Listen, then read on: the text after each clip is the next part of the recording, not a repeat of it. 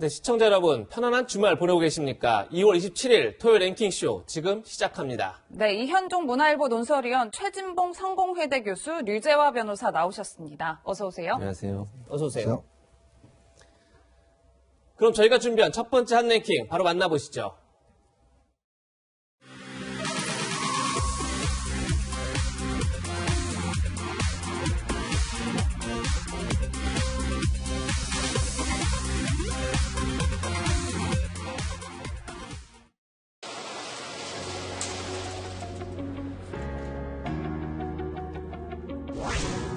접종 시작할게요. 기분은 어떠세요? 좋아요?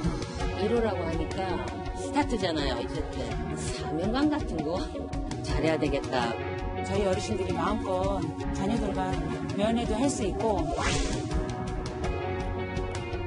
많은 분들이 빨리 불안감 떨치고 접종하는 걸 바라죠.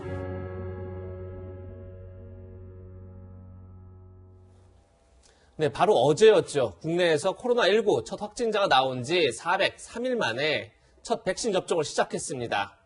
1호 접종자라는 특별한 이벤트는 없었지만 문재인 대통령은 서울 마포구 보건소를 직접 방문해 접종 상황을 지켜봤습니다. 그 모습 같이 보시죠.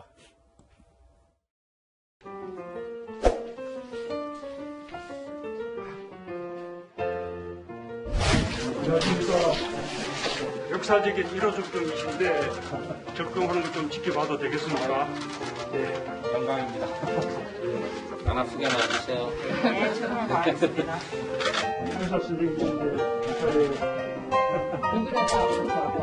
약간 따끔하네요. 우리 총장님은 언제 수가 오세요? 정말 제가 바라는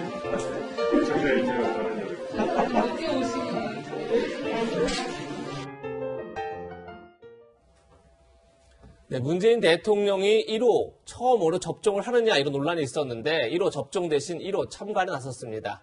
그렇다 보니 접종 순서와 관련된 조금 전 문재인 대통령과 정은경 청장의 문답이 굉장히 눈에 띄었는데 이현종 의원님, 네. 물론 이제 문재인 대통령의 질문 나는 언제 맞을 수 있느냐 그랬더니 정은경 총장이 글쎄요 순서가 늦게 오시기를이라고 말해서 이게 사실 논란이 좀 됐었어요. 그러니까 네. 아무래도 만 65세부터 빨리빨리 맞아야 되는데 과연 이게 무슨 뜻이냐 어떻게 보셨습니까 저 장면은? 그러니까 아마 이 이야기를 보는 분마다 좀 다르게 해석을 하실 예. 것 같아요. 어떤 분들은 모든 어떤 그 백신들이 접종이 돼서 안전성이 검증되고 난 다음에 대통령이 맞는 게 아니냐 이렇게 좀 부정적으로 보시는 분이 있는 것 같고 예. 네. 또 청와대 설명대로 이 국민이 불안하지 않게 대통령이 먼저 맞는 상황이 오지 않기를 바란다 이렇게 또 생각하는 분이 계신 것 같습니다. 예. 네. 근데 지금 우리나라가요, 제가 그 국제적인 통계를 보니까 102번째 접종 국가더라고요. 예.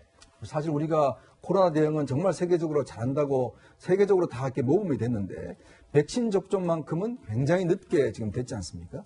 이제 그렇다 보니 국민들 입장에서 보면 많은 불안감들이 있습니다. 특히 이 아스트라제네카 같은 경우는 다른 유럽이나 이런 데서도 이 안전성이나 효과의 문제에 있어서 좀 불안감이 조성이 돼서 독일 같은 경우는 거의 뭐 기피하는 분들이 많다고 그래요. 예. 이제 그렇기 때문에 처음에 맞느냐 안 맞느냐가 처음 할 때 우리가 93%다 맞겠다고 해서 이제 큰 문제가 없었는데 네. 그래서 저는 좀 의문이 드는 게 뭐냐면 각국의 지도자들이나 또 방역 책임자들이 대부분 1호 접종을 받다든지 조기에 접종을 받아서 국민들로 하여금 이 코로나 백신이 처음 맞는 거 아니겠습니까? 좀 그렇죠. 불안감을 좀 잠재웠는데 모르겠습니다. 우리 정부가 자신감이 있어서 그런지 모르겠지만 굳이 1호 접종자를 정부 당국자가 아무도 안 맞는 그 자체는 저는 잘 이해하지는 못하겠어요. 예. 그래서 물론 대통령이 꼭 맞았네 이런 건 아닙니다.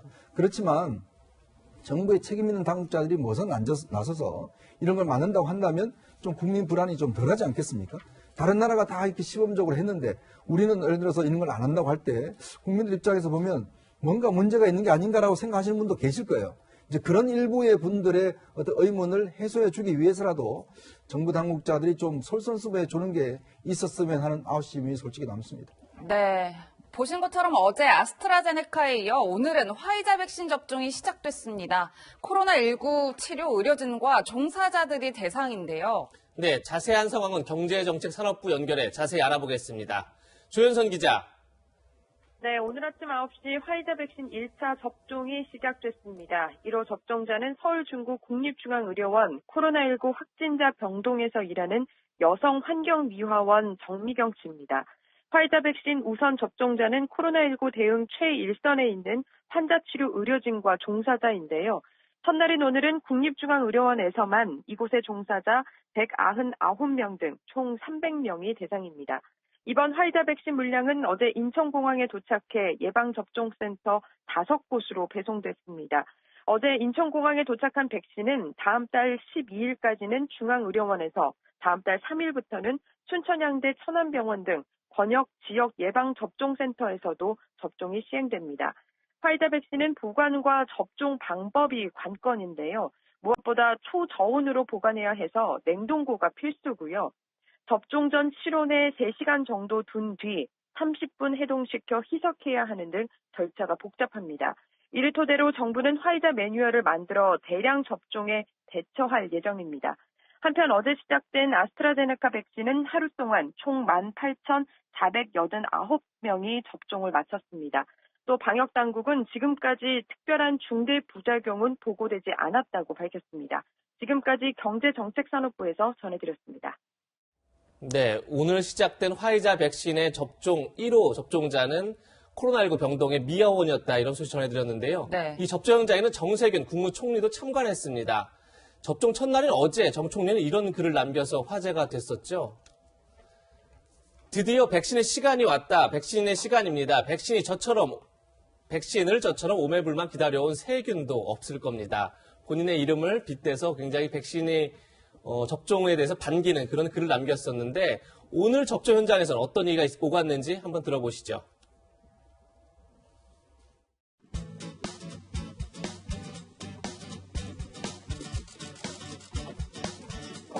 후원을 맞아야 되니까 32,000명분을 할 수 있는 건 아니라서 중앙센터에서 4,800명을 놓고 있고요. 외부로 지금 이제 보내게 됩니다. 유통시키는 것도 그렇고 보관도 그렇고 주사기도 특수주사기라고 보는데요. 이게 뭐 충분히 나오는데 굉장히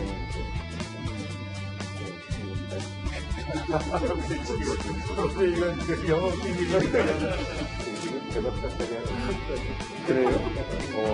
아니 저는 혹시 이게 인지 다 안 나오고 또 뭐 인지 어떻게 하나고 사실 걱정을 하고 있었는데. 예, 지금 오간 대화의 내용은 화이자 백신 한 병당 6명이 접종하게 돼 있는데 우리나라는 주사기도 좋고 간호사 기술도 좋아서 7명까지 접종하는 그런 실험을 시작했다고 합니다. 이게 성공한다면 전 세계에서 처음으로 한 병당 접종 인원이 6명에서 7명으로 늘어나는 건데요. 유재 변호사님, 굉장히 의미 있는 실험을 시작했다 이렇게 봐야 될 것 같아요. 네네. 모처럼 굉장히 좋은 소식인데요. LDS 주사기라는 건 로우 데드 스페이스 주사기라고 하는 건데 한국말로 하면은 죽은 공간이 거의 없는 주사기, 쥐어짜기 주사기라고 할 수 있습니다. 쥐어짜기 주사기요? 네, 그렇습니다. 이게 주사기의 바늘 부분과 피스톤 부분의 공간이 거의 없으면 그만큼 주사 용액이 이게 이제 다 나올 수 있잖아요. 그래서 아마 이제 LDS 주사기라고 하는 것 같은데 이 LDS 주사기와 우리 한국 간호사들의 이제 기술이 결합을 하면은 전 세계 최초로 한 병당 화이자 백신 한 병당 6명이었던 것을 7명까지 이제 접종을 할 수 있는 그런 검증을 해보겠다라는 그런 얘기입니다. 이제 그렇게 7명까지 접종 인원을 늘릴 경우에 전체 화이자 접종 인원은 16.7% 증가한다고 합니다. 이게 성공한다면 한국 기업의 기술력과 그리고 한국 의료 체계의 우수성이 이제 합작해서 이룬 쾌거라고 할 수 있는데요. 일반적으로 백신 접종 관련해서 중요하게 보는 것이 3가지가 있습니다. 첫째, 이제 일단 접종률이 높아야 되는 겁니다. 둘째는 변이 바이러스가 발생했을 경우에 그 변이 바이러스에 대응해서 백신도 같이 업그레이드 돼야 됩니다. 세 번째는 이제 접종 거부가 있을 수 있는데 이제 신뢰를 확보해서 접종 거부를 최대한 낮추는 겁니다. 그래서 이제 이번에 이 LDS 주사기에 관한 어떤 검증은 그 3가지 요소 중에서 접종률을 이제 높일 수 있다는 측면에서 굉장히 좋은 소식입니다. 네, 뭐 어제 이어 오늘도 백신 접종이 순조롭게 진행되고 있는 모습인데요. 그런데 어제 접종자 중 일부는 호흡곤란 등 이상 반응을 호소하기도 했었습니다. 물론 병원으로 이송된 후에는 모두 안정을 되찾았다고 하는데요. 백신 접종 후 흔하게 나타날 수 있는 이상 반응은 무엇인지 전문가의 이야기부터 들어보시겠습니다. 코로나19 백신, 다른 백신들도 마찬가지인데, 보통 주사를 맞은 부위가 이렇게 붓거나 아니면 가렵거나, 이외에도 발열이라든가 두통, 관절통, 속이 메스껍거나, 이렇게 울렁울렁한 증상들도 나타날 수가 있습니다. 일시적인 어떤 면역 반응이라고 보시면 될 것 같고, 대부분 호전되는 걸로 이렇게 알려져 있기 때문에 큰 불안감은 갖지 않으셔도 될 것 같습니다. 네. 백신 접종 후에는 어떤 점을 주의해야 하는지 그것도 한번 살펴보겠습니다. 백신 접종 후에 30, 30, 30 원칙을 지켜야 한다. 이게 뭔지 봤더니 30분간 접종 기간에 머물면서 이상 징후가 있는지 살펴봐야 되고, 그리고 집에 와서 30시간간 무리하지 않고 일단 상황을 지켜봐야 된다. 그리고 30일간 개인 방역에 소홀하지 않아야 한다. 이렇게 30, 30, 30 원칙을 지켜야 된다는 건데요. 이와 관련해서도 전문가 조언 들어봤습니다. 코로나19 백신 접종 프로토콜에는 30분 정도는 접종 의료기관에서 모니터링을 하고 있기 때문에 큰 문제는 없을 거라고 보는데, 귀가하신 다음에 경우에 따라서 나중에 나타나는 경우도 간혹 있거든요. 가능하시면 3일 정도는 좀 주의 깊게 보셔야 됩니다. 일부에서는 30일 정도는 마스크를 써야 된다 이렇게 말씀을 하시는데, 집단 면역이 완전히 형성이 될 때까지는 마스크를 잘 쓰셔야지 스스로를 보호하고 타인을 보호할 수 있다. 최진봉 교수님, 조금 전에도 아까도 유지하면서 얘기했지만 접종에 대한 거부감을 줄여야 한다. 그런데 지금 이상 반응들이 좀 나타났지만 사실 큰 문제는 없다 이렇게 얘기를 해요. 무엇보다 거부감을 줄이는 게 중요할 것 같은데 그러다 보니까 조금 전에 이현종 위원도 좀 당국자들이 나서야 되는 거 아니야 이렇게 얘기를 했었는데 교수님은 어떻게 보십니까? 당국자들이 나서는 문제도 정말 필요하다면 나서야 되겠죠. 지금 상황은 그럴 필요까지는 없다고 봐요. 아까 이현종 위원도 얘기했지만 90% 이상이 1차 접종 대상자는 90% 이상은 다 접종을 하겠다고 얘기를 했어요. 그러니까 접종에 대해서 우리나라는 다른 나라보다 거부감이 좀 적은 거고, 이상 반응이라고 하는 것도 일반적으로 우리가 독감 예방주사 맞았을 때 올 수 있는 반응 정도예요. 물론 일부가 메스꺼움을 호소하거나 어지럼증이 있어서 병원에 이송된 경우 있었지만 조금 시간이 지나니까 다 치료가 됐어요. 그 말은 일반적으로 우리가 독감 예방접종을 맞았을 때 일어날 수 있는 반응 정도밖에 아니다. 그러면 우리가 걱정할 만큼 그 정도의 증상이라든지 아니면 부작용이 나타났다고 보기는 어렵거든요. 어제 10,000명 이상이 맞았는데도 그런 상태라고 하면 우리 국민들 모두가 이제 안심하고 맞으셔도 된다는 거예요. 이거는 정치권의 얘기도 아니고 전문가들의 말씀이잖아요. 오늘 지금 김 교수님도 얘기했지만 많은 방역 전문가들, 의료 전문가들이 안전하다고 계속 얘기하고 있고, 전 세계적으로 지금 이 접종을 다 하고 있는 상황 아니겠습니까? 네. 그런 상황에서 특별한 문제가 없기 때문에 중요한 것은 안심하시고 맞으셔도 괜찮다. 이걸 꼭 인지하셨으면 좋겠습니다. 네, 보신 것처럼 백신 접종이 순조롭게 진행되는 우리나라와는 달리 북한의 상황은 아직 여의치 않은 것 같습니다. 코로나 문제로 북한이 국경을 봉쇄하면서 평양 주재 외국 대사관에서도 이탈 러시가 이어지고 있는 건데요. 러시아 외교관들의 귀국 영상이 공개돼 화제가 되고 있습니다. 영상 보시면 마스크를 낀 아이들과 짐을 가득 실은 수레가 철길 위를 이렇게 미끄러져 내려오고 있고요. 마치 피난민을 연상케 하기도 하는데 이들은 러시아 대사관 직원과 그의 가족들입니다. 이렇게 수레를 직접 끌고 도망간 국경을 건너는 모습인데 국경을 건넌 이후에는 이렇게 환호성을 지르는 모습도 볼 수 있습니다. 네, 최 교수님, 마치 진짜 피난민들이 피난을 하는 모습을 연상케 하는데 어떤 상황인지 구체적으로 좀 설명 부탁드릴게요. 지금 황 앵커가 약간 설명을 해주셨는데 전체적으로 보면 북한 같은 경우에 코로나19 이후에 국경을 완전히 폐쇄해버렸어요. 러시아와 중국에서 들어오는 물품까지도 완전히 폐쇄해버렸거든요. 그래서 들어오지도 못하고 나가지도 못하는 상황 아니겠어요? 그래서 러시아 대사관에 근무한 분들, 평양주재 러시아 대사관에 근무한 분들이 돌아가고 싶어도 못 돌아가는 거예요. 그래서 공식적으로 못 돌아가게 하기 때문에 이분들이 가족 8명이거든요. 지금 저게 3살짜리 아이도 있습니다. 3살짜리 아이도 포함해서 8명의 가족이 탈출을 시도한 거예요. 그래서 처음에는 평양에서 32시간을 기차를 타고 이동을 했어요. 기차를 타고 이동하고 기차 타고 온 뒤에 2시간을 또 버스를 탔어요. 그러니까 5시간 동안을 저 짐을 들고 8명의 가족이 필사에 탈출을 했고, 그리고 나서 이제 마지막 저 걸어오는 장면이다. 1시간 동안 걸어서 국경까지 온 거예요. 그러니까 공식적으로 나가지 못하게 하니까 수레를 밀고 1km 이상을 또 와서 국경을 걸어 잠은 곳을 건너서 시베리아 쪽으로 지금 러시아로 넘어온 거예요. 넘어온 마지막 장면 보셨지만 한화잖아요. 그렇죠. 그만큼 북한의 상황이 어렵다는 얘기죠. 제가 볼 때 북한은 뭐 WHO에 코로나 걸린 분이 아무도 없다고 얘기하지만 믿을 수 없는 상황이라는 생각이 들고요. 예. 러시아 분들 같은 경우도 대사관에 근무하는 분들이 저 정도로 탈출하려고 시도를 했다고 하면 네. 북한의 이 코로나19 상황이 그렇게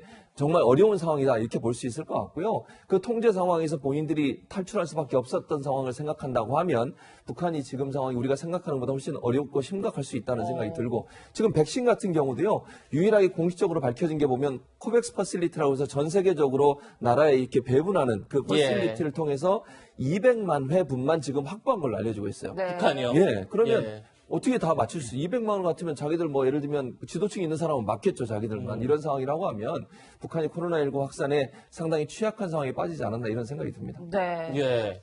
이현조 의원님, 네. 조금 전에 저희가 영상으로 봤지만 철로에 수레를 직접 끌고 가서 국경을 넘은 뒤 환호성을 지르는 모습. 네. 근데 저 사람이 다른 그냥 일반 민간인이 아니라 러시아 대사관 직원이었다는 겁니다. 이러다 보니까 북한 상황이 정말 힘들구나 이런 생각이 드는데 어떻게 보셨습니까? 그러니까 러시아 3등 서기관 가족들이라고 그래요. 근데 이걸 어디다 공개했냐면 러시아 외교부 사이트에다 공개를 했어요. 그렇죠. 예. 그러니까 이게 개인적으로 공개한 것도 아니고 러시아가 이런 거 공개한 것은 여러 가지 의미가 있다고 봐요. 그만큼 북한 상황이 어렵다는 것을 간접적으로 이야기를 하고 있는 것이고 또 사실은 이렇게 어떤 북한이라는 사회가 이 지경이다라는 것들을 세계에 지금 보여주는 장면 아니겠습니까? 북한이 그만 심각한 게 북한은 이게 코로나가 오게 되면 이게 체제도 위협할 수 있다고 보는 것 같아요. 네. 막을 수 있는 방법이 없다 보니까 특히 이제 북한의 코로나가 심각해지면 특히 최고 지도자가 가장 위험하다고 보는 거 아니겠습니까? 지금 러시아와 중국에서 지원한 여러 가지 물품들이 있는데 그거를 반입을 안 하고 있다고 그래요. 그렇죠. 왜냐하면 거기에 혹시나 코로나 바이러스가 묻어서 올지 모르기 때문에 실제로 그래서 지금 북한의 생필품이 거의 다 고갈되어 간다는 거거든요. 그만큼 일반인 생활이 힘든 상황이고 자체적으로는 뭐 백신뿐만 아니라 지금 측정할 수 있는 장비도 없기 때문에 실제로 저렇게 온도만 재고 있는 마스크만 끼고 있는 그런 상황인데 아마 모르겠습니다. 전 세계적으로 지금 이제 코로나가 특히 이제 이 백신이 이제 공급이 되긴 하지만 네. 그러나 북한이 스스로 돈으로 지금 구입할 방법은 없는 것 같고요. 예. 그리고 나중에 이제 중국이 지원한다든지 여러 가지 방법이 있을 텐데 아직까지 중국도 스스로가 지금 해결 못하는 상황이기 때문에 북한의 저런 상황은 좀 장기화되지 않겠는가 그런 예상을 해봅니다. 네. 예. 우리나라는 어제부터 이제 백신을 맞기 시작했는데 과연 북한은 어떻게 코로나19를 극복할지도 관심 있게 지켜봐야 될 것 같습니다. 그럼 저희가 준비한 두 번째 한랭킹 지금 만나보시죠.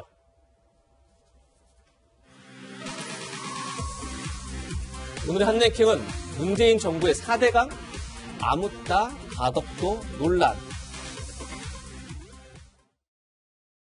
희망 고문은 끝났습니다. 가덕도 신공항은 이제는 다시 되돌아갈 수 없는 기정사실로 굳어졌다는 보고를 여러분께 자신 있게 드립니다. 묵묵히 지켜봐 주신 문재인 대통령께 각별한 감사를 드립니다. 이제 부산은 운명을 바꿀 수 있게 됐습니다. 부울경은 새로운 미래를 맞을 수 있을 것입니다. 가덕도 신공항은 노무현 대통령의 꿈이었습니다.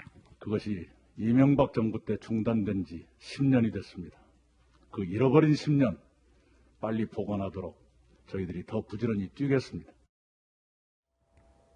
네, 아무따는 아무것도 묻지도 따지지 마라 이런 이제 신조어인데요. 어제 국회에서 통과된 가덕도 신공항 특별법을 두고 하는 얘기입니다. 이 특별법 통과에 대해서 여당은 지금 들으신 것처럼 자축하는 분위기인데 희망고문 끝났다. 그리고 아주 가벼운 마음으로 선거에 임하게 됐다. 이렇게 지금 분석하고 있는데 최지목 교수님, 네. 어제 가덕도 특별법 통과 어떻게 보셨습니까? 뭐 일단 여야가 합의했다고 저는 얘기하고 싶은데요. 물론 뭐 반대한 분도 있었지만 181명이 찬성을 했어요. 예. 그렇다면 야당도 일정 부분 여기에 반대를 하지 않고 통과를 시켰거든요. 그러니까 국회가 뭐 거의 한 목소리를 내고 뭐 나머지 몇 분들은 반대하고 기권을 했습니다만 그렇게 통과를 시켰는데 아무래도 선거를 앞두고서 여야가 본인들의 정치적 상황에서 필요한 부분이나 판단했을 가능성이 있다고 보여져요. 그 부분은 네. 부인할 수 없는 상황인 것 같고요. 다만 이제 부울경 공항이라고 하는 것, 저 이제 가덕도 신공항이라는 것이 과연 우리 경제에 어느 정도 영향을 미칠지 또 이게 부경 경제에는 경제는 영향을 미칠 가능성이 높다고 보여져요. 왜냐하면 예. 엄청난 돈이 투여가 될 것이고 그러면 부울경 전체의 경제 성장에는 도움이 될 거라고 보여지는데 그것이 또 이제 국가 전체에 미칠 영향도 함께 고민해봐야 된다는 생각이 듭니다. 일단은 선거를 앞두고서 이런 특별법 통과는 시켰지만 이게 실행되는 과정에 있어서 여러 가지 논란이 있을 수 있고요. 앞으로도 네. 또 이제 특별법이 통과가 됐지만 실사를 또 해야 된다고 저는 보거든요. 예. 그 과정에서 또 여러 가지 논란이 될 수 있어서 일단은 특별법은 통과됐지만 이후에 어떤 일이 벌어질지 좀 지켜봐야 되는 상황이 아닌가 하는 생각이 듭니다. 네, 통과는 됐지만 정의당은 선거를 앞두고 거대 정당들이 매표 행위에 나섰다며 6명 전원이 반대표를 던졌습니다. 심상정 의원의 목소리 들어보시겠습니다. 왜 가덕도인가에 대해서 1당과 2당이 담합했다는 것 말고 국민들이 납득할 수 있는 답을 내놔야 합니다. 오늘 가덕도 특별법이 통과된다면 집권 여당 더불어민주당이 주도하고 제1야당 국민의힘이 야합해 자행된 입법 농단으로 기록될 것입니다.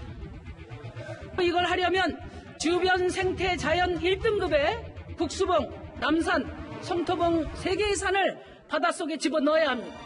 한마디로 배가 산으로 가는 게 아니라 산이 바다로 가는 사업입니다. 그런데도 가덕도 신공항 사업이 문재인 정부의 4대강 사업이 아니라고 말하실 수 있습니까? 가덕도 특별법은 18년 논란의 종지부가 아니라 새로운 파국적인 갈등을 시작하게 될 것입니다.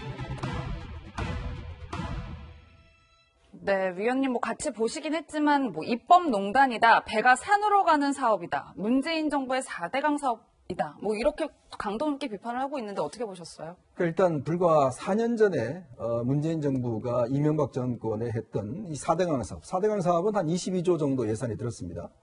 그거에 대해서 뭐라고 그랬습니까? 국토를 갖다가 전부 다 갈라놓고 또 이렇게 토건 정권이다, 이렇게 많이 비난했지 않습니까? 우리는 그렇게 하지 않을 것이다 라고 했죠. 자, 그런데 지금 상황을 보면 국내적으로 국토부도 마찬가지고 국제적인 그 조사기관도 이 가덕도라는 곳 자체가 지금 공항으로서는 모든 면에서 7가지 면에서 다 부적절하다는 결론을 내렸어요. 네. 결국 이 선거라는 게 결국 이렇게 어떤 면에서 보면 좀 합리성을 상실한 지금 결정을 내리는 거 아니겠습니까? 지금 좀 전에 심상정 의원도 이야기했지만 이 지역이 지금 외해입니다. 즉 외해라는 게 뭐냐면 지금 세계적으로 있는 매립해서 한 공항 같은 경우는 전부 다 내해에 있어요. 예. 그러니까 태풍이나 자연재해에 어느 정도 보호될 수 있는 지점이 있습니다. 육지 안에 바다가 있는 거죠. 그렇습니다. 예. 근데 지금 이제 가덕도만 유일하게 외해가 돼 있죠. 만약에 태풍이나 해일이 온다 그러면 어떻게 견딜 것인가. 그래서 여기 지금 가덕도 공항은 표고를 10층 높이의 건물 높이로 합니다. 왜냐하면 그만큼 해일에 견딜 수 있게끔 하는 거죠. 또 주변이 지금 매립을 해야 돼요. 매립을 하기 위해서는 지금 수심이 17m에서 한 20m 정도 된다는 거 아니겠습니까? 네. 그걸 매립을 하려면 주변에 있는 산을 한 3개를 다 깎아야 돼요. 전부 다 해야 됩니다. 그러면 그 많은 토사들이 받아야 되려면 환경 문제는 어떻게 되겠습니까? 지금 또 부산시는 이 공사를 한 7조 5천억 정도로 계산하고 있는데 그 전제는 뭐냐면 국제선만 도착하고 그 다음에 활주로가 한 번이 있는 겁니다. 근데 지금 세계적인 모든 공항들이 국제공항과 국내공항을 같이 합쳐야 시너지 효과가 난다고 이야기를 하고 있어요. 네. 그래서 만약에 지금 김해공항을 만약 이쪽으로 합해서 한다라고 하면 공사를 하면 28조가 된다는 게 지금 예산입니다. 우리 아시겠지만 지금 인천국제공항 7조 원 들었어요. 그러면 28조나 드는 정말 국가의 대규모 사업입니다. 근데 그런 사업을 하나도 따져보지도 않고 예비 타당성 면제라는 게 우리가 IMF 위에 국가 재정을 정말 제대로 쓰기 위해서 김대중 정부 때부터 실시한 제도입니다. 그런데 지금까지 100조 원이 넘는 사업이 예타 면제가 됐어요. 더군다나 지금 이것도 마찬가지 예타가 면제가 돼버렸습니다. 예. 아무런 추정도 하지 않고 지금 건설되고 있는 거예요. 물론 부산시 분들은 좋아할 겁니다. 왜냐? 이 대규모 건설 사업이 되면 지역 경기가 살아나고 일자리가 많아지고 할 겁니다. 그러나 좀 더 우리가 합리적으로 국가 전체의 차원에서 보면 지금 새만금이 지금 매립된 지가 30년이 넘었어요. 지금 거기 뭐 하고 있나요? 그냥 도로만 있습니다. 그냥 이 차로 가지고 그냥 도는 코스예요. 아무것도 없습니다. 자, 그런데 가덕도 신공항이 됐을 경우에 어떤 효과가 있을지 정말 국가의 미래가 걸린 문제인데 이 문제를 그냥 묻지 마라. 선거가 앞에 있으니까 이걸 한다. 다 이렇게 통과시켜도 되는 것인지 저는 심성정 의원의 말이 가슴에 와닿습니다. 네. 예. 가덕도 신공항에 28조 원이 든다는 건 국토부가 추정한 최대치다 이런 말씀드리고 부산시에서 한 7조 원 정도다 이렇게 또 주장하는 그런 얘기도 있습니다. 네. 다만 이 가덕도 신공항에 반대하는 목소리는 심상정 의원, 정의당뿐이 아닙니다. 지금 민주당과 서울시장 후보 단일화를 선언한 조종훈 시대전환 의원도 가덕도 특별법을 두고 과소기법이다 이렇게 비판했습니다. 그 목소리 들어보시죠. 새로운 인천공항을 하나 만들고 가덕도에서 공항을 만들고 물류를 유통시키고 이런 게 왜 나쁜 일이겠습니까? 적정하게 평가하고 환경평가, 경제평가 맞춰서 조정해 나가면서 하면 정말 그 축복된 모든 사람이 박수치는 사업이 될 수 있었는데 이렇게 속도를 과속을 하다 보니까 분열의 주제가 되어버렸습니다. 이런 정도의 사업에 예비 타당성을 조사를 하지 않고는 1달러도 나가지 않습니다. 그거는 책임성이 없는, 책임지지 않는 행위이거든요. 네, 의회 내에서 많은 비판이 나오고 있는데 사실 국토위 소위원회 회의 때는 여야 의원 모두 우려의 목소리를 냈다고 합니다. 지난 17일 날 있었던 국토위 소위인데요. 참가한 의원이 9명이었습니다. 더불어민주당이 5명, 국민의힘이 4명이었는데 당시 회의록을 보면 모두 우려를 표명했다는 겁니다. 네. 그런데 지난 19일 국토위 소위에서 민주당 지도부의 원안 처리 압박에 결국 원안이 통과된 그런 상황입니다. 당시의 소위 회의록을 보면 당시 조응천 민주당 의원은 가덕도 예비 타당성 조사를 면제하면 뭘 만든다는 거냐 이러면서 우리 동네 하천을 정비할 때도 이렇게는 안 한다 이렇게 비판했다는 거고요. 국민의힘 하영재 의원은 아무리 급해도 이런 졸속 법안을 내놓을 수 있느냐 우리 국회의원들의 위신의 문제다 이렇게 비판했다는 겁니다. 유지아 변호사님, 그런데 이 조응천 의원, 하영재 의원 어제 본회의에서 어떻게 투표했나 저희가 봤더니 모두 또 찬성표를 던졌더라고요. 그러니까 본인들은 다 이 문제가 있는 걸 알지만 결국 본회의에서는 찬성표를 던졌다. 이 모습을 어떻게 우리가 봐야 할까요? 네. 예, 지금 뭐 심상정 의원, 조정훈 의원 모습 나왔고 여야 국토위 의원들도 지금 다 사실은 반대를 했다고 나와 있는데 사실 반대하는 사람들이 그 의원들뿐만 아닙니다. 이 국토위에 있는 전문위원이 그러니까 국회 전문위원이 작성한 검토 보고서를 보면 전문위원 본인뿐만 아니라 관련 부처 그러니까 기획재정부, 법무부, 심지어는 주무부처인 국토교통부까지 다 반대 입장을 표명하고 있거든요.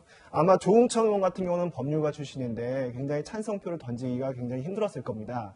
왜 그러냐면 이 가덕도 신공항 특별법에는 위헌적인 요소가 있을 수 있기 때문입니다. 두 가지로 구분해 볼 수 있는데요. 하나는 적법 절차 원칙에 위배될 소지가 있다는 겁니다. 적법 절차 원칙이 뭐냐면 절차 자체를 법에 따라야 한다. 이뿐만 아니라 절차를 규정하고 있는 법률 자체가 합리성과 정당성을 가져야 된다는 겁니다. 근데 이제 대규모 국책 사업의 경우에 뭐 예타 면제를 포함한 여러 가지 특례를 두고 있거든요. 이것이 과연 적법 절차 원칙에 부합하느냐 이런 문제가 하나 있을 수 있고 다른 하나는 평등 원칙 위배입니다. 우리 헌법은 특별한 이유 없이 이제 차별해서는 안 된다 이렇게 얘기를 하고 있고요. 또 법률 같은 경우에는 민법, 형법 모든 국민에게 동시에 일반적으로 적용되는 게 원칙입니다. 그래서 이렇게 특별법을 적용할 때는 좀 굉장히 신중해야 하는데 지금 아까 말씀드렸다시피 대규모 국책 사업, 엄청난 재정이 들어가는 대규모 국책 사업의 경우에 이렇게 많은 특례 조항까지 넣어가면서 졸속으로 법을 추진하는 것이, 제정하는 것이 과연 평등 원칙에 부합하느냐 이런 측면에서 헌법 위반 소지가 있는데요. 조응천 의원 같은 경우는 법률가 출신이어서 그 사실을 잘 알았을 텐데도 민주당이 당론으로 지금 추진을 하고 있고 또 4월 보궐선거를 앞두고 어떤 그 분위기에 거스르기는 굉장히 힘들었던 것으로 보입니다. 네, 뭐 이렇게 정치권뿐만 아니라 경제정의 실천 시민연합 등 시민단체도 비판의 목소리를 내기 시작했습니다. 보시면 어제 경실련에서 낸 성명서인데요. 문재인 정부표 매표공항 특별법 강력 반대한다라는 제목과 함께 문재인 정부가 토건적폐라고 비난했던 MB정부 4대강 살리기 사업의 23조 원과는 비교되지 않는다.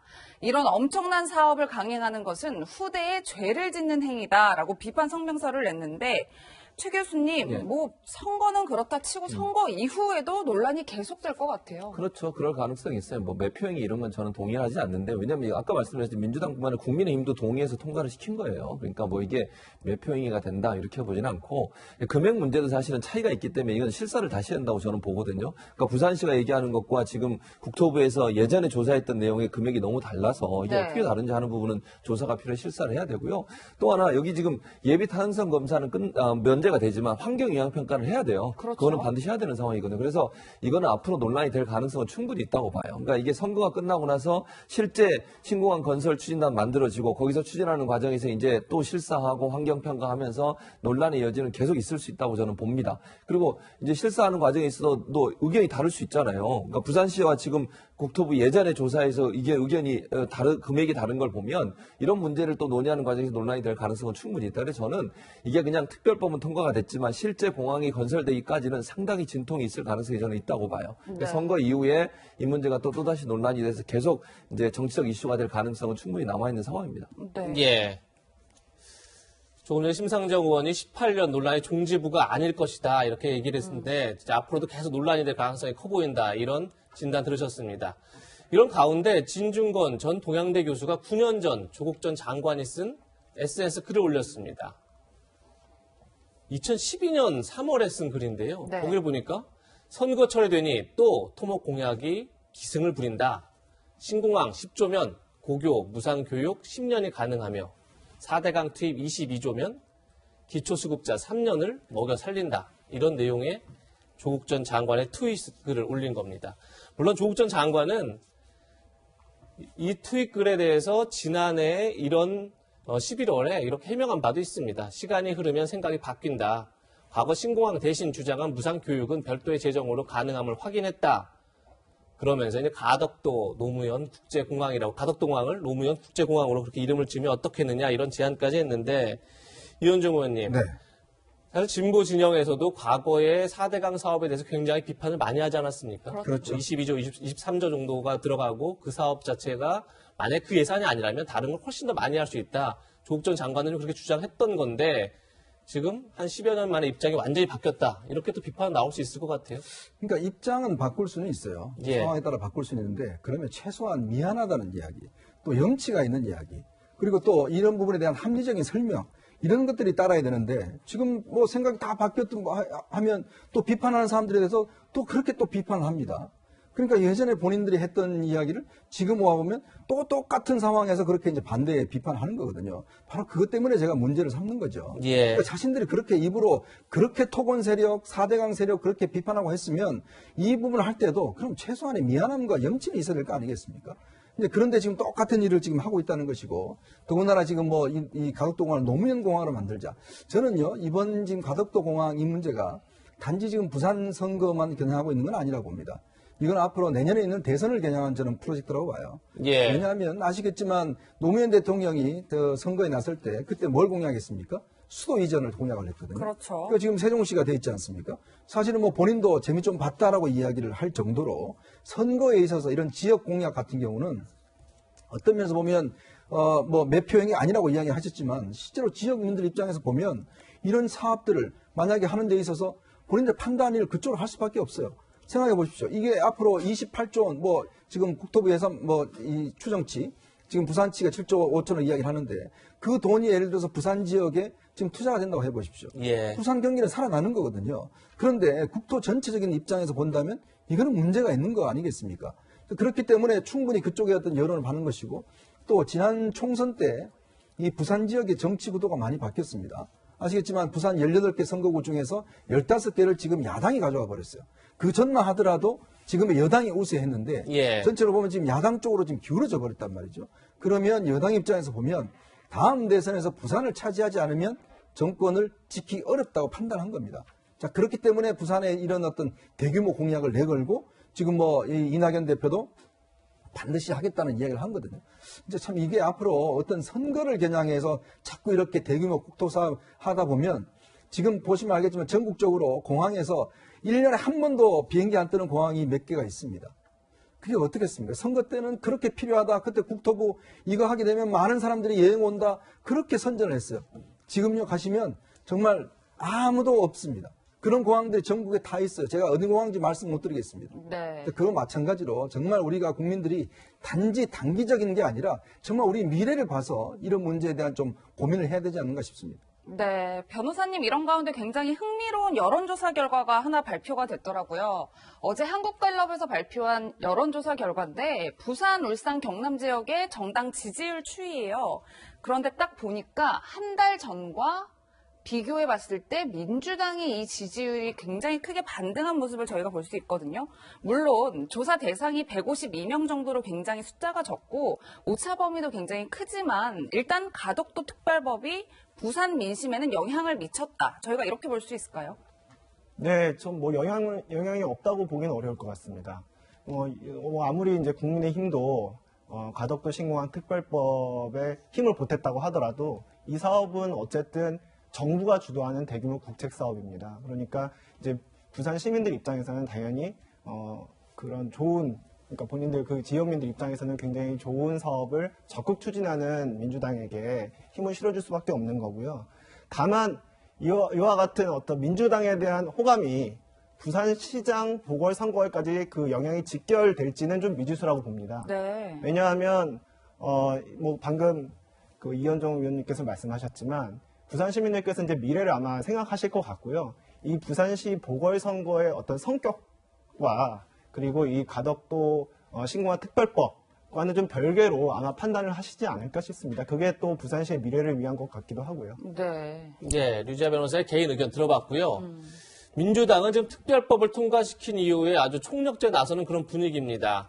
최진봉 교수님, 다음 달 2일 있을 부산시장 후보 경선 대회도 가덕도에서 한다. 이런 지금 언론 보도가 있더라고요. 네, 맞습니다. LED를 설치해서 그걸 유튜브로 생중계를 하겠다는 거예요. SNS로. 그만큼 이제 적극적으로 활용을 하겠다는 거죠. 뭐 정치인들이 선거하면서 유리한 환경과 상황을 활용하는 거 뭐 그건 더 비판할 수 없을 것 같은데 어쨌든 가덕도 이슈를 통해서 지금 조금 뒤처져 있는 지지도를 조금 올려보려는 의도가 있는 것 같아요. 그러니까 민주당 입장에서는 제가 볼 때는 이 가덕도 이슈를 좀 더 띄워서 이번 부산 선거에서 밀리고 있는 이 선거 판세를 조금 더 접전으로 가도록 만드는 그런 의도가 있지 않나라는 생각이 들고요. 제가 볼 때는 국민의힘도 이 선거가 끝나기 전까지는요. 제가 볼 때 가덕도 이슈에 대해서 비판적 입장을 내지 않을 겁니다. 그리고 가덕도 이슈를 적극적으로 본인들도 이용하려고 할 거라는 생각이 들기 때문에 어쨌든 중요한 것은 선거를 앞두고서 정당들이 가덕도 이슈를 선거에 이용하는 부분은 분명히 있다. 이걸 통해서 부산 민심을 끌어올려는 의도를 가지고서 여러 행사들을 하지 않을까 그렇게 예상이 된다고 말씀드릴 수 있습니다. 네. 저희가 보궐선거 향후 일정을 하나 준비했는데요. 같이 보면서 얘기를 좀 나눠보겠습니다. 4월 7일 서울, 부산 보궐선거 단일화 일정인데 다음 달 1일 더불어민주당의 서울시장 후보 서울시장 후보가 선출됩니다. 그리고 제3지대 안태섭 후보와 금태섭 후보 간의 단일화 후보도 1일 날 결정이 됩니다. 그리고 4일 날 국민의힘은 서울시장, 부산시장 후보를 선출하게 되고요. 6일 날은 더불어민주당에서 부산시장 1차 경선이 있습니다. 그리고 8일은 4월 7일 보궐선거 한 달 전까지 국회의원들 같은 경우는 사퇴가 되기 때문에 범여권 후보 단일화의 마지막 마지노선이다. 왜냐하면 이제 김진애 의원이라든지 조금 전에 저희가 발언을 들었던 조정훈 의원이라든지 국회의원들이 8일 전에는 어떤 입장을 정리해야 된다. 이런 얘기가 나오고 19일 후보 등록 때까지 아마 국민의힘과 제3지대 후보 간의 단일화가 있지 않겠는가. 결국은 다음 주부터 굉장히 숨가쁘게 서울, 부산 보궐선거를 향해서 정치권에 달려가지 않을까 싶은데요. 네, 이런 가운데 어제 채널A에서 국민의힘 서울시장 경선 후보 토론회가 열렸습니다. 나경원 전 의원과 오세훈 전 시장의 설전이 상당했는데요. 영상부터 함께 보시겠습니다. 오세훈 후보께서 이 줄곧 저를 강경보수다 이렇게 말씀하시면서 원내대표로서 얻은 것이 없다 이런 말씀을 하십니다. 저는 참으로 안타깝습니다. 저는 많은 분들이 2011년에 도망간 장수가 싸우는 장수에게 나무라는 것 아닌가 이런 말씀을 하시지 않구나 이런 생각을 합니다. 광화문 광장에서 연설 열심히 하시고 하는 거 다 동의합니다. 그것 때문에 강경보수라고 한 게 아니라 중도는 의미 없다 이런 말씀을 본인이 하셨기 때문에 수도권 선거에서 이기려면 중도의 마음을 잡지 않으면 힘들다는 의미에서 본인이 짜장면하고 짬뽕하고 섞으면 아무 맛도 안 난다 뭐 이런 말씀을 하셔서 그래서 인용을 했을 뿐이니까 오해는 좀 풀어주시기 바랍니다.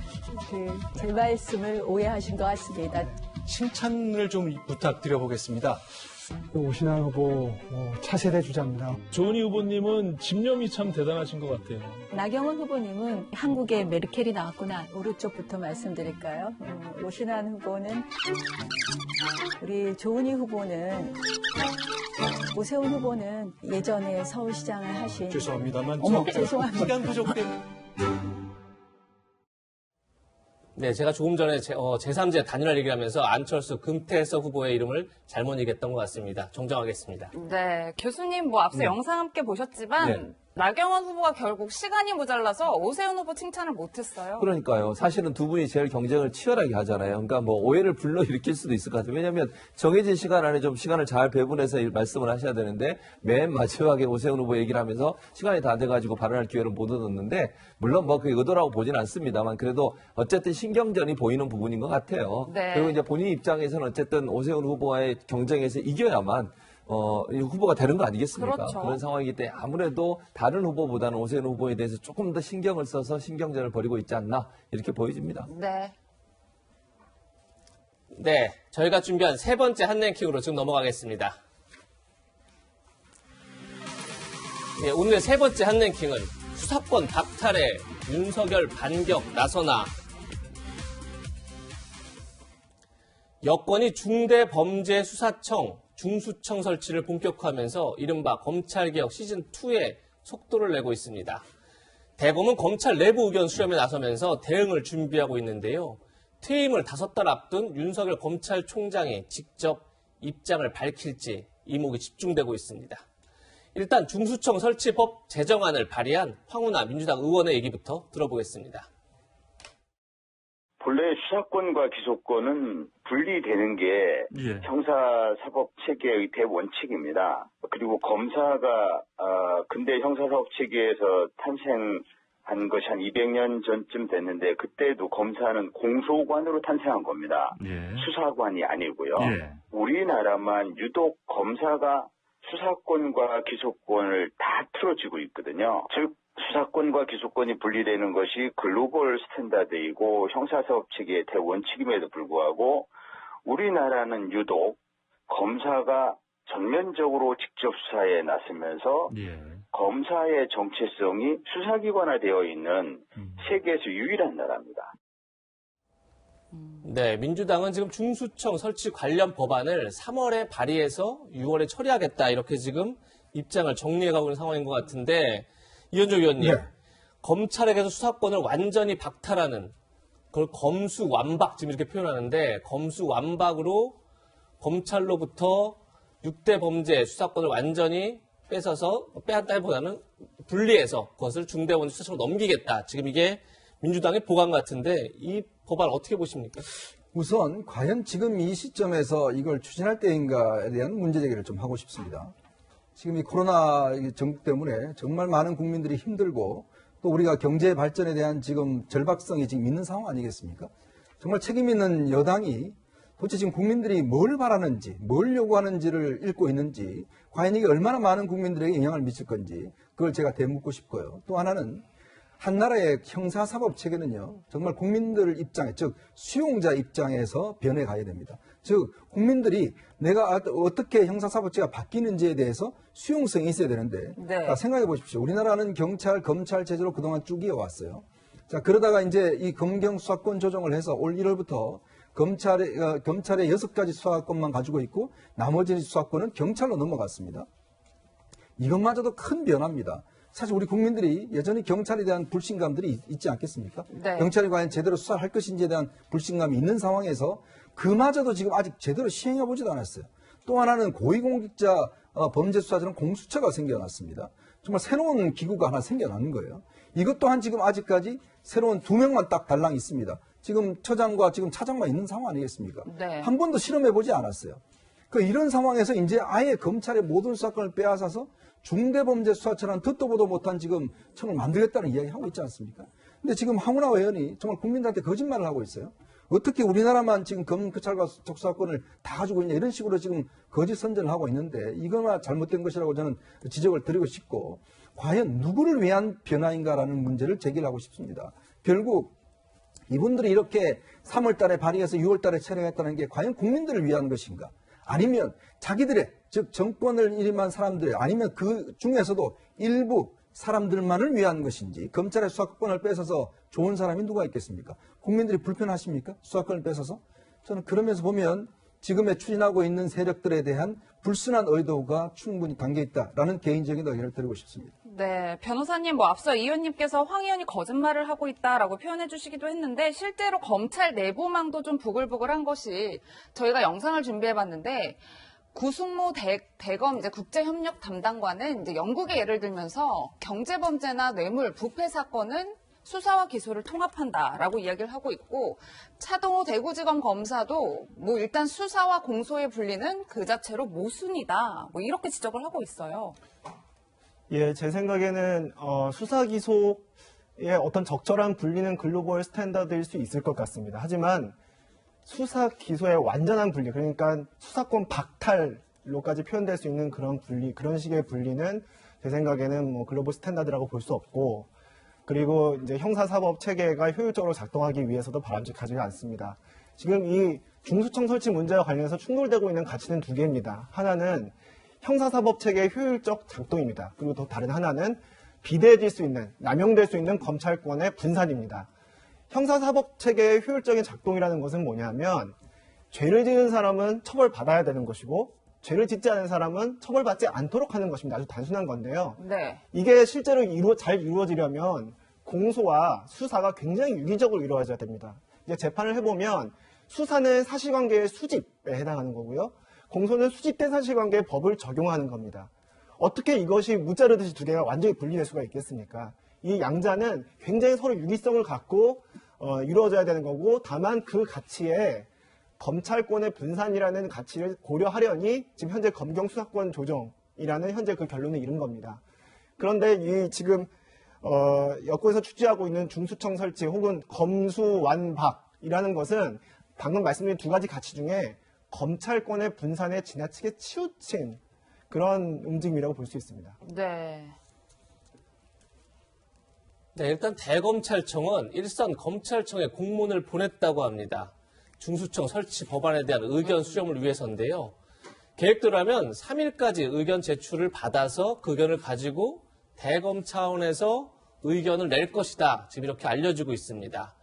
일부 검사들은 사실상 검찰을 해체해 국가의 반부패 역량을 낮추자는 것 아니냐 이렇게 반발하고 있고, 또 거대 여당이 검찰총장에 대한 개인적 감정을 입법권으로 보복하고 있다. 이런 의견까지 나오고 있는 것 같은데, 최지봉 교수님, 네. 지금 조금 전에도 수사권과 기소권을 분리하는 게 글로벌 스탠다드다. 또 아니다. 이런 논란이 굉장히 많고, 지금 조금 전에 검찰 내부의 의견에서도 이것이 입법권 남용이다 아니다 논란이 많은데, 그렇죠. 일단 대검 입장에서는 자신들의 입장을 내야겠죠? 그렇죠. 어떻게 보십니까? 네, 맞습니다. 대검 입장에서는 이제 검사들의 의견을 모아서 예. 민주당이나 여기에 이제 법무부나 제출할 거라고 저는 보고요. 의견을 전달할 거라고 보고, 일단 우리가 정리할 게 뭐냐면, 이게 민주당 공식안이 아니라는 거 분명히 우리가 인식해야 돼요. 이게 민주당의 당론으로 정했거나 민주당 전체 의원이 동의하고 있다 이렇게 볼 수 없어요, 지금. 예, 아직까지 당론은 아니다 이런 그럼요. 말씀이시고. 그러니까 예. 일부의 TF에 속해 있는 분들의 의견이고, 그분들이 의견을 내서 지금 추진하고 있어 입법을 하겠다고. 물론 국회의원 개개인이 다 헌법기관이니 그분들이 입법할 수 있는 거잖아요. 예. 그건 자유니까.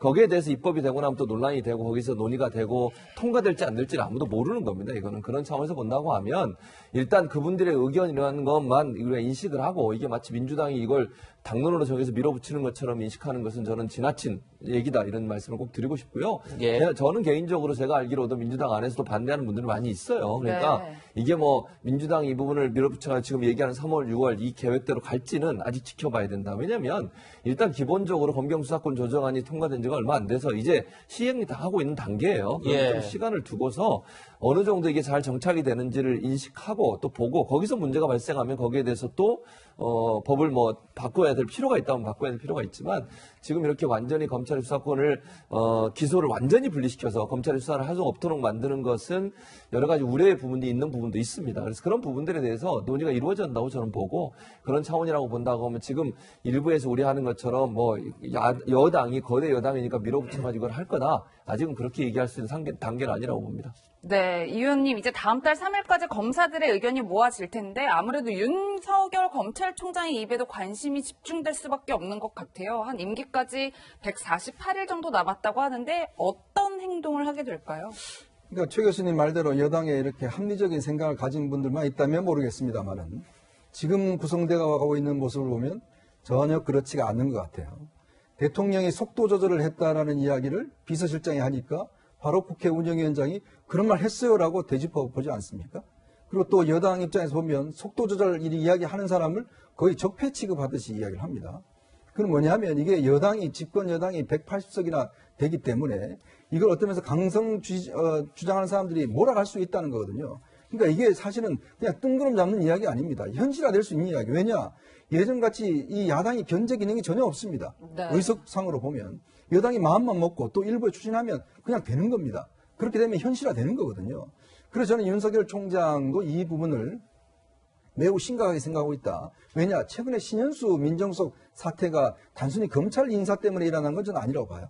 바로 이런 흐름들이 추진하고 흐름들이 있기 때문에 문제는 비롯된 거거든요. 자, 그런 면에서 윤 총장이 본인이 저항할 수 있는 방법은 없습니다. 입법권자들이 하면 뭐 본인은 당할 수밖에 없죠. 네. 검사들 아무리 입장 표명해봤자 뭐 통과시키면 끝이지 않습니까?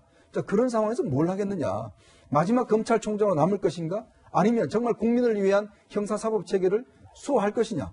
그런 부분에 대한 본인의 어떤 내면의 고민, 저는 아마 깊이 있어야 된다고 봐요. 그러냐, 예를 들어서 처음에 윤 총장이 뭐 정치를 하겠냐 했을 때 이야기를 하진 않았지만, 그러나 본인의 입장에 봤을 때 취임사에서 뭐라고 했냐면 헌법을 지키는 어떤 검찰총장이 되겠다는 이야기를 했거든요. 그렇다면 본인의 헌법적 가치를 지키기 위해서 어떤 행동을 해야 될지, 즉 임기를 지키는 것이 헌법적인 것을 지키는 것인지 아니면 다른 결단을 내리는 것이 헌법적 결단을 내리는 것인지, 저는 그런 문제에 대한 아마 깊은 고민을 시작했지 않는가, 그런 추정을 해봅니다. 네. 예. 검찰과 야당의 반발 기류가 확산되는 상황에서 민주당 내부에서도 처음으로 공개적인 반대 목소리가 나왔습니다. 바로 5선의 이상민 의원인데요. 오늘 조선일보 인터뷰에서 너무나 단순 무식한 일이 일어나고 있다. 다시 얘기해서 지금 중대 범죄수사청 설치에 대해서 굉장히 강하게 비판하면서 코로나 위기로 국민이 민생 걱정에 허덕이는데 중대범죄수사청 설치가 모든 개혁의 본질인 것처럼 끌고 가는 형국이다. 이렇게 강하게 비판했습니다. 앞서서 SNS를 통해서도 이상민 의원은 중대범죄수사청 신설이 적절한가? 글쎄요, 그렇지 않은 것 같다. 이렇게 비판적을 냈었는데, 류지아 변호사님, 조금 전에 최진봉 교수께서도 이것이 당론은 아직 아니다. 따라서 뭐 3월 발의, 6월 통과가 확정된 것도 아니고 당 내에서도 반대 목소리가 있다. 근데 대표적으로 지금 이상민 의원이 반대하고 있어요. 저 목소리가 어떻게 당 내에서 좀 확산될지 앞으로 그게 주목될 텐데 어떻게 보십니까? 예, 그렇습니다. 이제 이상민 의원은 이제 변호사 출신이고 그렇기 때문에 이제 현실적으로 수사와 이 공소 자체를 완전히 분리하는 것이 가능하지 않다는 걸 잘 알고 있을 겁니다. 게다가 지금 코로나 때문에 이제 민생이 어려움을 겪고 있는데 이 상황에서 이제 중수청을 이제 무리하게 추시는 것에 대한 비판적인 목소리를 내고 계신 것 같고요. 다만 이제 좀 흥미로운 점은 이제까지는 이제 그 대통령의 속도 조절론이 있었느냐 없었느냐를 가지고 청와대와 여당 내 이제 뭐랄까 강경파라고 표현할까요? 양쪽 사이에 이제 불협화음이 있었는데 네. 이제는 여당 내부에서도 최진봉 교수님께서 말씀하셨다시피 여당 내부에서도 이제 중수청 설치에 관해서 서로 다른 의견이 이제 표출되는 것 같아요. 이제 결국 이 중수청 설치와 관련해서 결국 이러한 불협화음이 나타나는 걸 두고 뭐 혹자는 이게 레임덕 아니냐라고 하기도 하고 또 혹자는 이건 역할 분담이다. 그냥 단순히 어떤 또 건강한 또 의견 대립이다. 이렇게 표현을 하기도 하는데 그게 정확하게 무엇을 의미할지는 조금 더 지켜봐야 할 것 같습니다. 네, 뭐 말씀 주신 대로 중수청 설치를 밀어붙이는 여권 분위기에 신중론도 고개를 들고 있습니다. 유영민 대통령 비서실장은 문재인 대통령이 속도 조절이 필요하다는 발언을 했다고 말했다가 정정하는 일도 있었는데요. 영상부터 함께 보시겠습니다.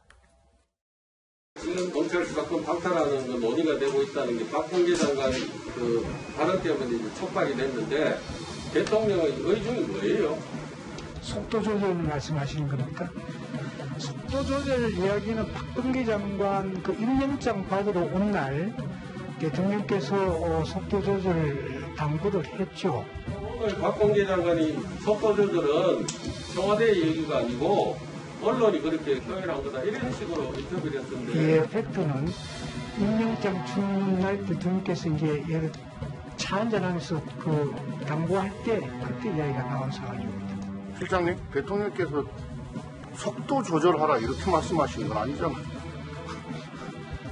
오해가 있을까 봐서. 그래. 정확한 워딩은 워딩이 속도 조절 이렇게 말씀하신 건 아니잖아요. 제가 정확한 워딩은 기억 못합니다만은 그러니까 그런 뜻이었다. 근데 지금 실장님 속도 조절을 해라고 하셨냐에 그렇다라고 답변해버리면 대통령께서 워딩을 그렇게 쓰신 걸로 되잖아요. 네, 교수님 뭐 영상만 봐서는 일단은 검찰개혁 관련해서 그 속도를 놓고는 당과 청의 분위기가 좀 다른 것 같기는 해요. 그러니까 지금 이제 뭐 단어 얘기를 한 건데 제가 볼 때는 이제 두 사람의 대화를 들어보면 이제 단어를 그 단어를 썼느냐 안 썼느냐의 문제인 것 같아요. 그러니까 유영민 실장은 의미가 그런 의미로 전달했다라고 얘기를 하고 있는 것 같고 김태현 원내대표는 그 말 그대로 속도 조절한 말을 썼냐 그러면 그렇게 얘기를 하니까 유영민 실장은 그건 아닌데 의미가 그렇다 이렇게 얘기를 한 것 같은데 그렇죠. 뭐 저는 이렇게 생각해요. 이게 그 국회의원들은 아까 제가 말씀드렸잖아요. 대통령이 지시한다고 국회의원이 그대로 따르고 이러면 안 되는 거죠. 물론 뭐 여당과 청와대가 함께 호흡을 맞춰서 진행해 가는 건 좋은 거지만 본인들의 주장이 있을 수 있는 거고 그분들의 주장을 하는 거잖아요. 뭐 대통령이 뭐 어떤 의미로 제가 얘기했는지는 제가 듣지 않아서 모르겠지만 유영민 실장의 말이 사실이라고 하면 이 부분에 대해서 어느 정도 좀 속도를 조절해 가면서 하는 게 좋겠다라는 의도로 얘기했을 가능성도 있다고 봐요. 그건 뭐 확실한 건 제가 모르겠어요. 왜냐하면 지금 서로 의견이 다르잖아요. 유영민 실장이 처음에는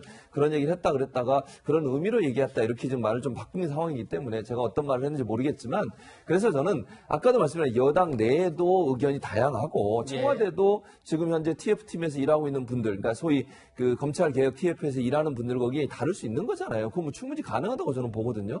그래서 이런 부분들이 조율을 맞춰가야 된다. 그래서 너무 급하게 뭘 하다 보면 결국 문제가 발생할 수 있어요. 그래서 저는 충분히 논의하고 충분히 검토하고 다양한 의견을 들어서 추진하는 게 필요하다고 저는 개인적으로 생각을 하고 아까도 말씀드렸지만 경찰이 어느 한쪽이든 경찰이든 검찰 어느 한쪽에 너무 많은 권력이 가게 되면 그 자체가 문제가 될 수 있어요. 견제할 수 있는 구조를 만들어야 된다는 점에서는 수사권을 검찰이 아예 안 갖는 것은 이 부분에 있어서 여러 가지 문제를 발생시킬 수 있으니까 서로 견제할 수 있도록 이 구조를 만드는 게 필요하다. 저는 그렇게 생각을 합니다. 네. 지금 최진문 교수님도 견제가 중요하다 이렇게 말씀하셨는데 이현종 의원님. 근데 사실 이런 이제 의문이 좀 들긴 해요. 공수처가 이제 지난달에 출범을 하지 않았습니까? 그렇죠. 뭐 아직 뭐 수사관이든 검사든 없지만 지금까지 이제 차장이 공수처를 좀 만들고 있는 상황인데 공수처에는 수사권과 기소권을 모두 줬어요. 그렇습니다. 당시 야당은 오히려 이걸 분리하자. 수사는 공수처가 하고 기소는 검찰이 하도록 하자 했지만 오히려 그 당시 여당은 공수처에 수사권과 기소권을 모두 줬는데 근데 검찰은 안 된다. 이건 약간 논리적으로 모순이 아니냐 이런 지적이 나올 수 있을 것 같은데 어떻게 보십니까? 그렇죠. 바로 그 부분이 이제 문제가 되고 있는 건데요. 이 공수처라는 게 최초로 얻은 게 한 20년 전에 당시 참여연대 쪽에서 처음으로 제안을 했습니다. 그 노무현 대통령이 이걸 처음으로 추진을 했어요. 원래 공수처의 본래 의미는 고위공직자에 대한 이 수사권만 가지고 있어요. 그리고 이거를 수사를 끝난 다음에 이걸 검찰로 넘겨서 검찰에서 기소를 하도록 분리시켜놨습니다. 아까 지금 수차례 이야기, 황운하 의원도 이야기하고 지금 여당의 지금 이 의원들이 다 이야기하는 그거 아닙니까? 왜 수사 기소권 분리해야 된다는 게 세계적 글로벌 스탠다드라면서요. 근데 왜 고위공직자 공수처는 글로벌 스탠다드가 아닙니까? 그러니까 이게 상당히 모순되잖아요. 아니 검찰은 모든 막강한 권한을 가지고 있다 그러면서 공수처에 대한 막강한 권한에 대해서는 아무도 이야기를 하지 않아요. 또 그건 당연한 것처럼 이야기해요. 왜냐? 그건 윤 총장이 아니기 때문에 그렇습니까? 그러니까 이게 결국은 자기들의 어떤 통제권에 있는 권력에 대해서는 수사권 다 줘도 되고 통제권이 없는 데 대해서는 무조건 분리시켜야 된다. 이 이야기로 귀결되는 거거든요. 저는 지금 공수처가 발족은 하긴 했지만 앞으로 저는 걱정되는 부분이 충분히 있습니다. 이게 어떤 면에서 보면 기소권과 공소권을 함께 가지고 있는 그 어떤 그런 논리에서 보자면 공수처는요. 사실은 검찰은 법무부 장관의 통제를 받습니다. 그런데 공수처는 누구의 통제도 받지 않아요. 그렇게 될 경우에 앞으로 물론 이제 공수처라는 게 규모가 작기 때문에 뭐 그 하지만 그러나 앞으로 공수처라는 것에 대해서 혹시 앞으로 이제 이 공룡 공수처라는 또 이야기가 나오지 않을지 그런 부분도 걱정이 됩니다. 네. 지금까지 정치권의 뜨거운 쟁점들을 짚어봤습니다. 내가 누군 줄 알아? 영화 같은 현실입니다. 영상부터 보시겠습니다. 형 앉아. 내보다 나이도 어린 것 같은데. 너희 사장 어디 있어? 강 사장 데리고 와! 내 누군 줄 알아? 에? 내가 너희 사장이라 임마! 선생님, 실례지만 저희 서장님과 관계가 어떻게? 너희 서장 남천동 살지? 에? 예. 내가 임마! 너희 서장이라 임마! 어저께도 에? 같이 밥 먹고 에? 사우나도 같이 가고 에? 나 다 했어! 네, 앞서 보신 영화 속 장면이 현실에서 그대로 재현됐습니다. 술에 취한 채 대리운전 기사를 때리고 경찰관에게 행패를 부린 남성이 경찰에 입건됐는데요. 이 남성의 정체, 전 더불어민주당 윤리심판원 부원장을 지냈던 변호사였습니다. 그런데 이 변호사는 지구대로 연행된 뒤에도 계속해서 난동을 부렸다고 하는데요. 우선 피해 대리기사의 이야기부터 들어보시겠습니다. 지구대 그 앞에 전면 카운터를 바라보면서 니네들 내가 누군지 알아? 니네들 다 구속이야. 경찰관들 업무 때문에 앞에 지나가면 내가 이런 거야. 걔는 뭐야. 변호사라는 얘기는 한 10여 차례 했죠? 내가 변호사라고. 니네들 다 죽었다고. 구속될 줄 알라고. 야, 서장 불러. 서장이 내 친구야. 그리고 내가 수십 차례 여기 왔는데 까불고들 있어. 뭐 이런 식으로. 네, 변호사님, 물론 이제 대리기사의 일방 주장이긴 하지만 내용을 좀 보면 뭐 내가 변호사인데 경찰관들을 향해 너희들 구속될 줄 알아라. 나 여기 서장이랑 친하다. 서장 불러와라. 뭐 이런 취지의 이야기를 한 것 같아요. 예, 그 피해 대리기사의 이제 저 진술이 사실이라면 사실 범죄와의 전쟁에 나온 대사와 거의 일치하죠. 네, 일치하는데 이제 이런 것들이 사실 그 권력과 가깝다고 해서 자기 권력기관에 이제 들어가서 자기가 이제 사실 조사를 받아야 되거나 책임을 져야 되는 상황에서 이제 갑질을 하는 그런 것이라고 볼 수 있습니다. 이게 근데 상황이 너무 안 좋은 게 지금 올해 1월부터 이제 검경 수사권 조정이 시작되고 있지 않습니까? 그리고 지금 여당 일부에서는 중수청, 그러니까 지금 검찰이 가지고 있는 나머지 수사권까지 다 박탈해서 넘겨야 된다는 지금 논의가 한창이어서 경찰의 신뢰, 그러니까 그 어느 때보다도 중요한 상황에서 이런 내가 서장이 내 친구다라는 식의 발언이 굉장히 찬물을 끼얹는 것 같습니다. 네. 네, 대리기사는 술에 취한 변호사가 서울 이태원에서 여의도 호텔까지 가는 동안에 자신에게 욕설을 하고 폭행을 했다 이렇게 주장하고 있습니다. 피해 대리기사와 목격자 이야기 들어보시죠. 죽었어. 제가 태어나서 들은 욕보다 거기서 곳까지 갈 때 들은 욕이 훨씬 더 많았던 것 같아요. 야, 형님이라고 불러. 계속 그러더라고요. 대답을 안 했어요. 그랬더니 갑자기 오른쪽 귀를 흑 잡아다니더라고요. 참 치욕적이고 와가지고 제 오른쪽 옆구리를 흑 잡아당기더라고요. 제가 그것도 뿌리치고 그랬더니 그 다음에는 헤드락을 걸더라고요. 너가 일하면 딱 하면서 너가 가만히 안 둔다 하면서 이렇게 하더라고. 너가 가만히 두는 거 하나 뭐 이렇게 하면서. 네, 뭐 저희 채널A가 경찰이 출동했을 당시 영상을 단독으로 확보를 했는데요. 그 영상부터 함께 보시겠습니다. 지금 영상 함께 보시면 지난 13일 여의도 한 호텔 앞입니다. 이제 술에 취한 남성이 경찰들과 실랑이하는 모습인데요. 경찰관의 어깨를 이렇게 밀치기도 하고요. 또 경찰관이 제지하니까 손을 뿌리치면서 저항하는 모습입니다. 결국 경찰관 2명이 더 오고 이렇게 순찰차로 끌려가는 모습인데 가는 와중에도 술에 취해서 몸을 제대로 가누지 못하는 모습입니다. 만취해서 경찰들에게 굉장히 행패를 부리는 모습인데요. 이 의원님, 네.